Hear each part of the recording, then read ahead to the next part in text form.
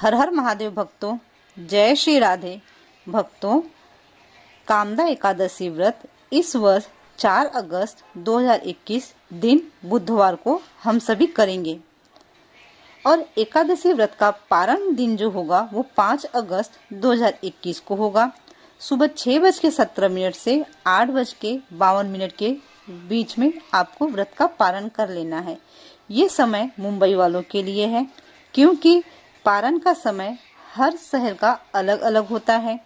यदि आपको आपके शहर का पारण समय नहीं पता है तो आप मुझे कमेंट बॉक्स में अपने शहर का नाम बता दें, मैं पारण समय बता दूंगी। अब एक विशेष सूचना फ्रेंड्स, देखिए इस वर्ष कामदा एकादशी तिथि 3 अगस्त 2021 मीन्स मंगलवार के दिन दोपहर में 1 बजे स्टार्ट हो जाएगी। आप में से जो भी डिवोटी, जो भी भक्त एकादशी का व्रत करते हैं तो उन्हें 10वीं तिथि के दिन से ही एकादशी के सभी रूल फॉलो करने होते हैं। इट मीन्स आपको मंगलवार के दिन दोपहर में 1 बजे से पहले लंच कर लेना चाहिए। अगर आप हेल्थ इश्यूज के वजह से संध्या में भी भोजन करते हैं तो आपको सात्विक भोजन ग्रहण करना चाहिए, जिसमें आप लहसुन, कांदा, मांस, मदिरा और साथ में चावल का उपयोग नहीं करेंगे। इन बातों को आप ध्यान रखेंगे। 3 अगस्त 2021 को 10वीं तिथि होने के कारण जो व्रत नहीं भी करते हैं, केवल एकादशी के रूल फॉलो करते हैं, वो दोपहर में 1 बजे के बाद से एकादशी के सभी रूल और 10वीं तिथि के सभी रूल्स फॉलो करेंगे। अब हम सभी कामदा एकादशी का महात्म्य श्रवण करेंगे। उसके पूर्व एक बार प्रभु श्री हरि के श्री चरणों में कोटि कोटि नमन करते हुए शांताकारं भुजगशयनं पद्मनाभं सुरेशं विश्वाधारं गगनसदृशं मेघवर्णं शुभांगं लक्ष्मीकान्तं कमलनयनं योगिभिज्ञानगम्यं वन्दे विष्णु भवभयहरणं सर्वलोकैकनाथं। मंगलं भगवान् विष्णु मंगलं गरुडध्वज मंगलं पुंडरीकाक्ष मंगलाय तनोहरि। अथ कामदा एकादशी महात्म्य। कुंती पुत्र धर्मराज युधिष्ठिर बोले कि हे भगवान, अब आप मुझे श्रावण मास के कृष्ण पक्ष की एकादशी का सविस्तार कथा सुनाइए। उस एकादशी का नाम तथा उसकी विधि क्या है, उसमें कौन से देवता की पूजा होती है। श्री कृष्ण भगवान बोले, हे राजन, मैं एकादशी की कथा कहता हूँ, ध्यान पूर्वक सुनो। एक समय इस एकादशी की पावन कथा को भीष्म पितामह ने लोकहित के लिए नारद जी से कहा था। एक समय नारद जी ने पूछा कि पितामह, आज मेरी श्रावण माह के कृष्ण पक्ष की एकादशी की कथा सुनने की इच्छा है, अतः अब आप इस एकादशी की व्रत तथा विधि सुनाइए। भीष्म पितामह नारद जी के वचनों को सुनकर बोले, हे नारद जी, आपने मुझसे अत्यंत सुंदर प्रश्न किया है। अब आप ध्यान लगाकर सुनिए। श्रावण माह के कृष्ण पक्ष की एकादशी का नाम कामदा है। इस एकादशी की कथा के सुनने मात्र से ही वाजपेय यज्ञ का फल मिलता है। कामदा एकादशी के व्रत में शंख, चक्र, गदाधारी विष्णु भगवान की पूजा की जाती है। जो मनुष्य इस एकादशी को धूप, दीप, नैवेद्य आदि से भगवान की पूजा करते हैं, उन्हें गंगा स्नान के फल से भी बड़ा फल मिलता है। यही फल सूर्य, चंद्र ग्रहण, केदार और कुरुक्षेत्र में स्नान करने से मिलता है।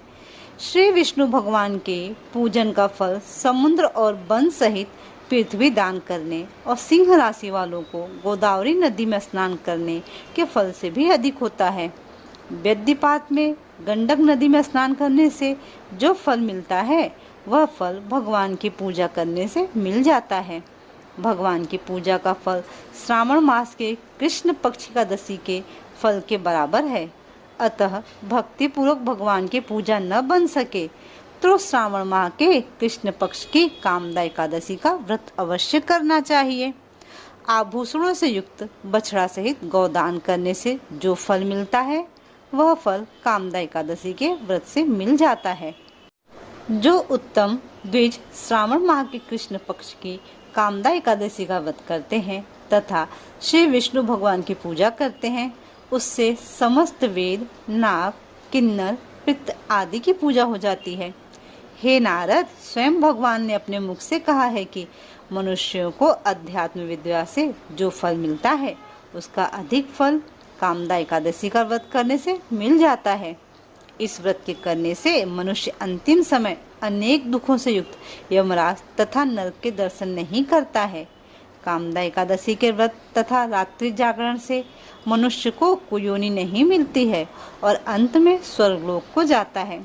जो उत्तम मनुष्य श्रावण माह के कृष्ण पक्ष की कामदा एकादशी को तुलसी से भक्ति पूर्वक श्री विष्णु भगवान की पूजा करते हैं, वे इस संसार सागर में रहते हुए भी इससे इस प्रकार अलग रहते हैं जिस प्रकार कमल जल में रहता हुआ भी जल से अलग रहता है।